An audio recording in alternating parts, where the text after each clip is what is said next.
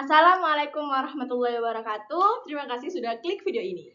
Kami dari kelompok 1 akan mempresentasikan tentang ruang lingkup dan klasifikasi media dan bahan pembelajaran. Perkenalkan, nama saya Hairunisa Agustin dengan NIM 1235430 dan rekan saya Daila Turiskia dengan NIM 1235421. Terima kasih kami ucapkan kepada Bapak Dr. Ari Basuki MPD selaku dosen pengampu mata kuliah pengembangan media dan sumber belajar PAI. Baiklah, untuk materi yang pertama akan dijelaskan oleh rekan saya yaitu Daila Turiskia. Kepadanya waktu dan tempat saya persilahkan. Baiklah, pada bab pertama kita akan membahas sedikit tentang latar belakang pada materi kali ini. Dalam dunia pendidikan, media dan bahan pembelajaran memiliki peran yang sangat penting dalam mendukung efektivitas proses belajar mengajar. Penggunaan media pembelajaran dapat membantu meningkatkan pemahaman siswa, memperjelas konsep, serta membuat pembelajaran lebih menarik dan interaktif. Seiring dengan perkembangan teknologi, media pembelajaran terus mengalami perubahan dari bentuk konvensional hingga digital yang lebih inovatif. Oleh karena itu, memahami ruang lingkup dan klasifikasi media serta bahan pembelajaran menjadi penting bagi para pendidik untuk dapat memilih dan menggunakannya secara optimal.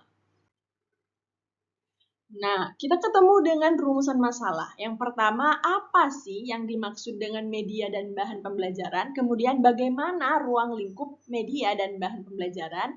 Kemudian, nomor 3 adalah bagaimana klasifikasi media dan bahan pembelajaran. Kita masuk kepada bab kedua, yaitu pembahasan. Pembahasan yang pertama adalah pengertian media dan bahan pembelajaran. Media pembelajaran adalah segala sesuatu yang digunakan untuk menyampaikan materi pembelajaran guna mencapai tujuan pendidikan. Media dapat berupa alat, bahan, teknologi, atau metode yang membantu guru dalam mengajar dan memudahkan siswa dalam memahami konsep. Bahan pembelajaran adalah segala bentuk materi yang digunakan dalam proses pembelajaran, baik yang berupa cetak maupun digital, yang bertujuan untuk membantu peserta didik dalam memahami materi pembelajaran. Bahan ini bisa berupa buku modul, video, atau perangkat lunak pembelajaran. Baiklah, pembahasan selanjutnya yaitu ruang lingkup media dan bahan pembelajaran, yang mana fungsi dalam pembelajarannya adalah sebagai alat bantu dalam proses mengajar, juga sebagai sarana komunikasi antara pendidik dan peserta didik. Yang terakhir, sebagai sumber belajar mandiri bagi siswa. Kemudian, jenis media dan bahan pembelajaran yang pertama adalah media berbasis teks, yaitu yang bisa kita temui di dalam buku, modul, dan artikel. Yang kedua, media visual yang bisa kita temukan di gambar grafik dan diagram. Yang ketiga, media audiovisual yang bisa kita temukan di video, film, dan animasi. Yang terakhir, media digital dan interaktif yang bisa kita temukan di e-learning aplikasi edukasi. Kemudian, bagaimana penerapan dalam berbagai metode pembelajaran? Media dan bahan pembelajaran dapat digunakan dalam pembelajaran tatap muka, blended learning, maupun pembelajaran daring. Selanjutnya, peran teknologi dalam media pembelajaran. Perkembangan teknologi telah mengubah cara guru dan siswa berinteraksi dengan materi pembelajaran seperti melalui learning management system, augmented reality, dan virtual reality. Kemudian, selanjutnya akan disampaikan oleh rekan kami, yaitu Hairunisa Agustin. Kepadanya, waktu dan tempat dipersilahkan.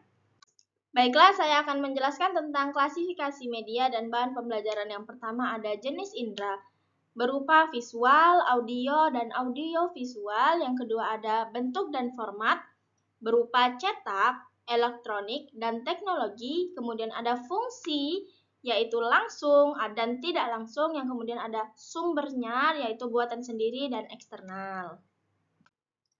Prinsip pemilihan dan penggunaan media. Yang pertama ada relevansi, yaitu media harus sesuai dengan tujuan pembelajaran dan karakteristik peserta didik. Yang kedua ada ketersediaan dan kemudahan akses. Media harus mudah diakses oleh guru dan siswa. Kemudian ada efektivitas dan efisiensi. Media harus mampu meningkatkan pemahaman siswa tanpa membebani waktu dan biaya yang berlebihan. Yang keempat ada kesesuaian teknologi. Media berbasis teknologi harus disesuaikan dengan infrastruktur dan kemampuan pengguna. Adapun contohnya dalam kehidupan sehari-hari ialah di sekolah, guru menggunakan papan tulis dan buku sebagai media tradisional, sementara presentasi PowerPoint dan video sebagai media digital. Di rumah, siswa belajar melalui aplikasi edukasi seperti Ruang Guru atau YouTube Edu.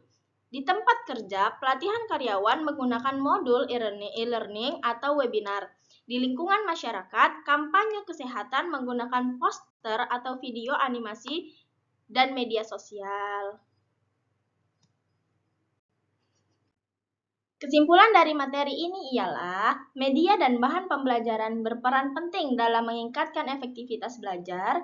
Ruang lingkupnya mencakup fungsi, jenis, metode pembelajaran, dan peran teknologi.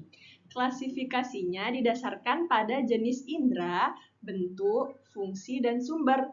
Pemilihannya harus mempertimbangkan relevansi, ketersediaan, efektivitas, efisiensi, dan kesesuaian teknologi. Apakah ada yang ingin ditanyakan dari teman-teman? Yuk bertanya! Baiklah, mungkin ini saja yang dapat kami sampaikan. Terlebih dan kurang kami mohon maaf. Kami tutup dengan pantun. Burung Irian, burung cendrawasih. Cukup sekian dan terima kasih. Assalamualaikum warahmatullahi wabarakatuh. Dadah.